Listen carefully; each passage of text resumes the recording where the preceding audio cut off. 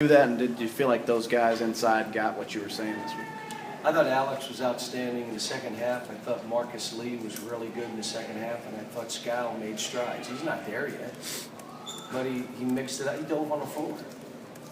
Now, he hurt his elbow, he said, but he did dive on the floor. I mean, so he's making strides, and I keep telling him it has nothing to do with what you do offensively. You're all seeing that he's pretty good offensively, but it's not what it is.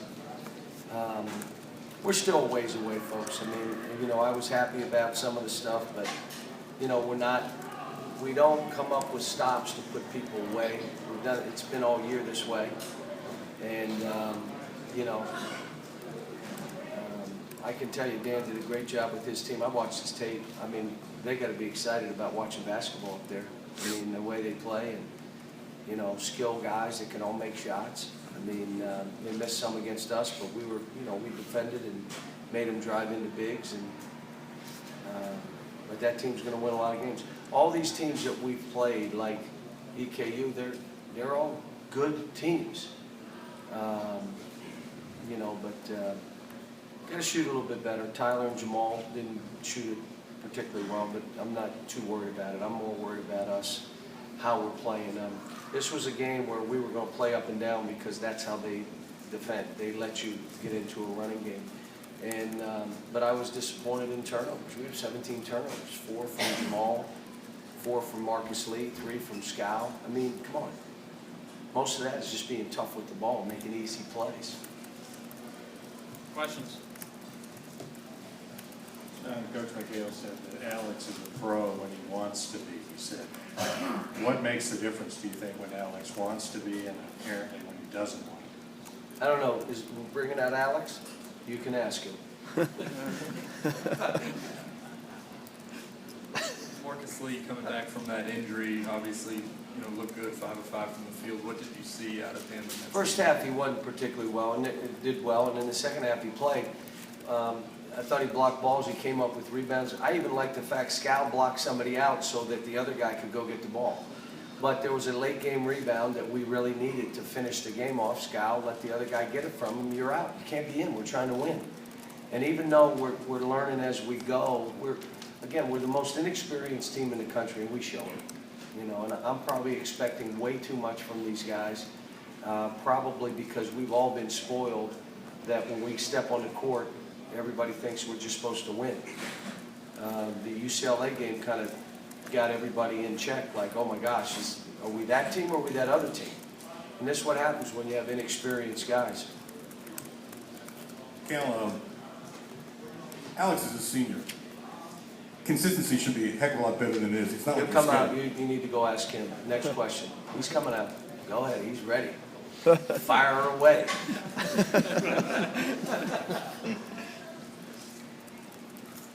Anything you'd like us to ask him? You guys will all ask him. You know what we're all saying. I mean, I want the kid to be the best player in the country. That's what I want him to be. He's capable of that. Made free throws today. You know, he stopped on one rebound. He brought it down his old self, and he lost it. And then on one defensive play, he knew he stopped, and the guy drove for a layup, and he knew it. I mean, you know, he eliminates those two. He plays like a near, just a couple shots, but near perfect game. John, we're coming up close on the semester break. I wonder if Camp Cal, the 20 hours, is going to be more important for this team than other teams in recent It'll be days? important, plus we have Ty coming. You know, he's 6'10", 260. Could he be the answer to toughness? Then the other guy's got to take a back seat. I don't know until we get him here and we let him get in there and mix it up. But the other side of it is we got finals. We got 2 practice days and a game Saturday against a really good opponent who's playing really well right now. Beat Texas A&M going away. Then we have finals, so they're off Sunday. We have Monday, Tuesday. We'll have an individual work day on Wednesday. Thursday, Friday, we travel to Brooklyn, and then they got Christmas, and they're off for a while. So when they come back, we have a couple practice days, and we play Louisville, who's playing really well right now. So we have this stuff is on now. It's on. And after that, we may have some space. I haven't looked at the schedule. But, you know, we're going to do a lot of scrimmaging. They got to bring this out of each other. Can't do it with drills. Let's just throw it up in scrimmage and let's figure it out. You want to take somebody's spot, go beat them out. Go play better. You know, Isaiah did some good stuff today. You know, but you got to make free throws. You can't go 0 for 3 and one was a front end one-on-one. That means you're 0 for 4. You can't do that as a guard. Plus, it's demoralizing.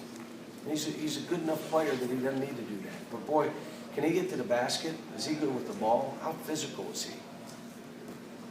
And he defends it pretty good. You said yesterday, maybe, you know, it doesn't have to be Scal, maybe Alex can be the guy to Yeah. establish that post presence where you Or throw a him the guard. ball and he can. Or a guard. You know, it doesn't have to be big. You just have to be able to throw it to somebody in there and create some havoc. Is he your, as far as big guys go, is he your best chance to get a, when they're trying to bully you, to get something? I'd like to have more than one. I'd like to have Scal and Alex. I'd like to be able to throw the ball to Marcus Lee when they try to be physical with him, where he spins and, you know, gets to the rim. And What about the spark that Charles Matthews gave you off the bench in that first half? he played good. And then, again, they didn't play him. Okay, so he's got to figure out, what am I going to do if I'm not being played? So at halftime, I went right on the board and said, okay, they're not playing a couple of you, like literally not guarding you. You must slash and be around that lane area where we can find you, because you're not being guarded. Second half, he stood, he threw it to the corner, and he's pointing to the post, and he stood there. That's the time Scal got triple teamed by his man. And I took him out. I said, look, come on now. We want you in the game. I want you to do those things. Just, you got to listen. If you're not being guarded, you can still be a heck of a player. Slashing, offensive rebound. You saw him get a dunk. But he did all right. It's, like I said, he's young. I've been tough on these guys. I'm driving them pretty hard. Most of it's based on, if they can't take me, how in the world can they take an opponent? And every game, here's what I said to them before the game. Every game we play, the other team plays loose as a goose. And they play hard. Because they have nothing to lose. And I'm telling them, we got to play that way. That's got to be who we are. Because we're not last year. This is who we are. We're a good team. We've got good players. So that's what we're trying to get to.